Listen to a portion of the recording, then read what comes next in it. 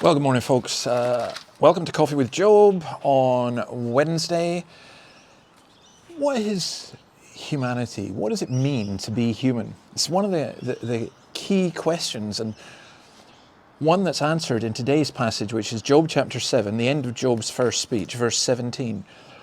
What is mankind that you make so much of them, that you give them so much attention, that you examine them every morning and test them every moment? Will you never look away from me? Or let me alone, even for an instant? If I've sinned, what have I done to you? You who see everything we do. Why have you made me your target? Have I become a burden to you? Why do you not pardon my offences and forgive my sins? For I shall soon lie down in the dust. You will search for me, but I will be no more. Do you know, it's becoming one of the key questions in our culture of what a human being actually is.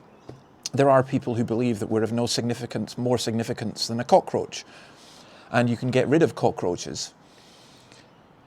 I was reading Richard Dawkins' mentor, Bill Hamilton, who said that he would weep more for the death of a fern than for a crying child or a dead child. And yesterday I put out a video, and you can get it on the YouTube or on the Vimeo channel, about Ed Davey, who couldn't answer the question about what a woman is. And humanity is male and female, and that's pretty important to get that, to grasp that. So what is Job doing here? He's saying, can a puny man be a threat to God? It's a parody of Psalm 8, an ironic use of biblical language and concepts which instead of a comfort here become a threat. He's saying, I don't seem important to God anymore. The idea of watching over in verse 17 is meant to be God watching over that comforts us, but not for Job. God is like the evil eye here. The psalmist asks God to see. Job says to God, please don't look. I think verse 18 is examine, test them every moment. That's the older versions talk about visiting. The Bible speaks of God visiting with compassion and helping, but also with judgment. Here, Job uses it in a negative sense, meaning it means to number, to call out on parade. And he's saying, leave me alone. I despise my life. Let me vanish. If I have sinned, why does that harm you? Do you know the musical or film Fiddler on the Roof? I remember seeing it in New York once. Topal and Fiddler on the Roof in the song, If I Were a Rich Man. Would it spoil some vast eternal plan if I were a wealthy man? The philosopher Heine, not Jean-Jacques Rousseau, I used to think it was Rousseau, on his deathbed was advised to make his peace with God, and he said this, Le Dieu me pardonne, c'est son métier. The good God will forgive me, that's his job. Job doesn't go that far, but he says, isn't it your job? He's almost saying, isn't it your job to forgive? I've offered sacrifices. Why is this happening to me? Now, in all of this, Job was wrong. He was wrong in thinking that God was his enemy. He was wrong in thinking that he was being punished, and he was wrong in thinking that death would end it all. God is actually pleased with Job.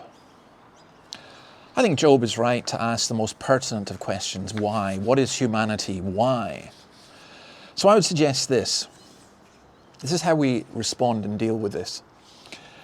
What is humanity? We are made in the image of God. We are made for a relationship with God. So we do three things. We come to him in prayer. Put your problem into words. It helps. During the days of his life on earth, Hebrews 5:7, Jesus offered up prayers with loud cries and tears to the one who could save him from death, and he was heard because of his reverent submission. So we pray. We take all our cares to him. Patience. We need to realize the not yet. We don't know everything. Judge nothing before the appointed time, says 1 Corinthians 4:5. Wait till the Lord comes. He will bring to light what is hidden in darkness and will expose the motives of man's hearts. Job asks, what is man? Not a beast, which is why God does bother with us and why God does take such pains with us. God is not going to answer Job's prayer by giving up on him. And so we praise. We praise. Why have you forsaken me? Yet God was pleased with Christ.